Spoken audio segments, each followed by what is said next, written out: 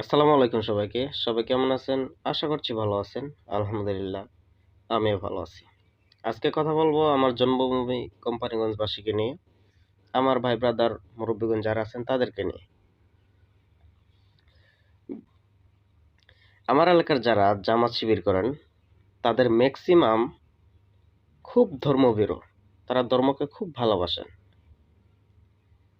এখন কথা হচ্ছে, আমিও ধর্মকে ভালোবাসি, আপনিও ধর্মকে ভালোবাসেন। এখন আমিও চাই ইসলাম ধর্ম রাষ্ট্রে যাক, আপনিও চান ইসলাম ধর্ম বা ইসলাম রাষ্ট্রে যাক। ইসলাম প্রতিষ্ঠা না, প্রতিষ্ঠা হয়ে গেছে 1500 বছর আগে।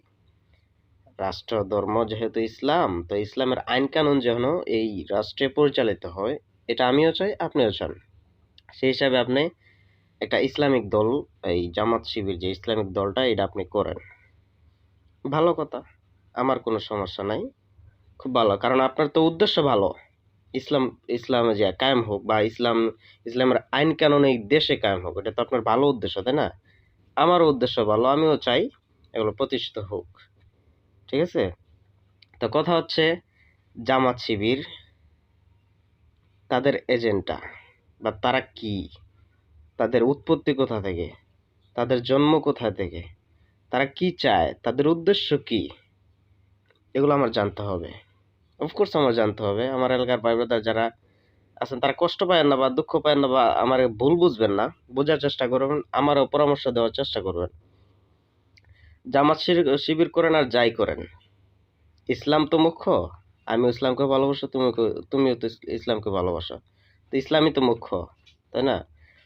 তো সেই অর্থে আমার প্রথম অবস্থায় আমার দেখতে হবে যে তাদের উদ্দেশ্য কি, এই তাদের উৎপত্তি কোথা থেকে, তারা কি সত্যিকারের ইসলাম প্রতিষ্ঠা করতে চায়, নাকি অন্য কোনো মতলব আছে, নাকি তারা আমেরিকার এজেন্ডা বাস্তবায়ন করতে চায়। ঠিক আছে?